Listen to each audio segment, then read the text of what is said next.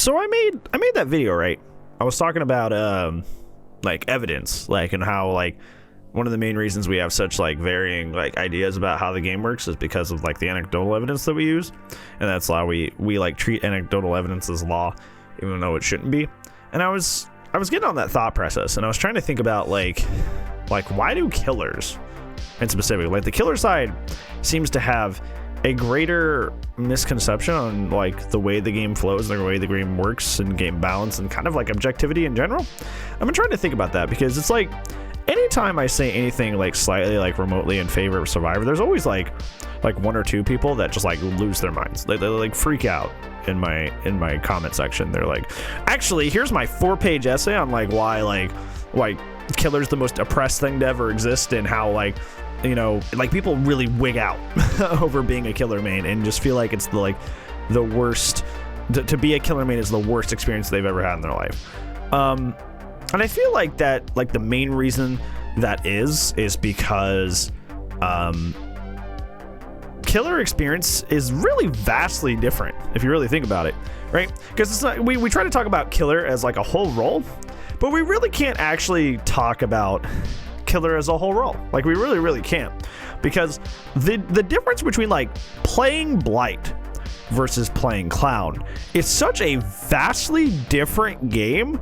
How in the world do we balance or come to a consensus about that? How do we come to a consensus about that? Somebody who literally can just cover literally the entire map at the press of an M2. Well, actually, a few presses of an M2. Somebody who can literally be across the entire map in a couple presses of the M2 versus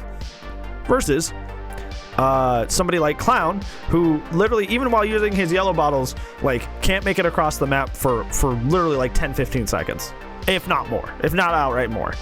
Like how do you have a balance? How do you have a conversation about balance when the gap in like effectiveness between killers is so vast?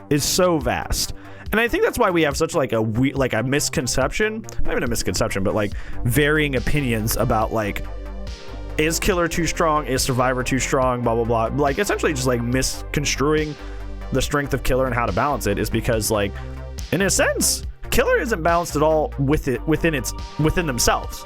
Like killer to killer, it's not really balanced. Like playing like I said, like playing like pig versus like spirit is such a vastly different experience in terms of effectiveness and impact on the match, that like you really can't balance killer until you bring these killers more in line with each other. And I think that's what's made the mid-chapter changes so frustrating, is because like it's really clear that these killers really need a lot. Like the killers that are super strong in this game are way too strong. Like they're leagues above their compatriots. Leagues and leagues and leagues above their compatriots. But the killers that are like the bottom 5 are like leagues and leagues and leagues below their compatriots. There's some good, really well-balanced killers in this game, I think. Like I feel like Demo, for example, is a fantastically designed killer, perfectly designed killer. I have map control, but I need to set it up. I have zoning, but I need to do it carefully or else I mess it up. You know, like Demo, I think like a good example of like a middle of the road killer, perfectly balanced. But by and large, killers are either super good or super terrible, and there's not a whole lot of in between in there, right? Like killers are either like very bad or very, very good. And we need to be able to bring the killers more in line with each other if we want to start having a conversation on how killer can be balanced as a whole. Because that's a big conversation that's happening right now, because like obviously they're talking about having solo queue for Survivor be buffed. And one of the main things that people say, like, that's a good thing, because once they buff solo queue Survivor, then they can buff killer accordingly, right? So they can face like 4-man Swift on comms easier, since solo queue won't be as miserable. But I think like I said, I think we have another step before we even get to that part. I really think we do, because the killers have been so invariable in power for so long that they need to have a baseline. They really do. And of course, according to behavior so far, the baseline seems to have been, oh, just give everybody anti-chase, and that's not it either. that's not what we're talking about.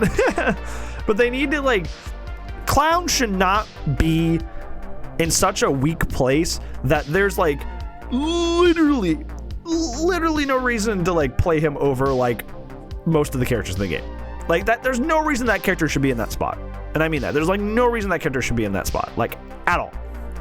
At all. There's no reason that you should, like, Pig should be entirely outclassed with like no benefits compared to like most of the cast. Like the power discrepancy between the killer roster is so crazy that it needs to be fixed before we can even begin to think about buffing killer.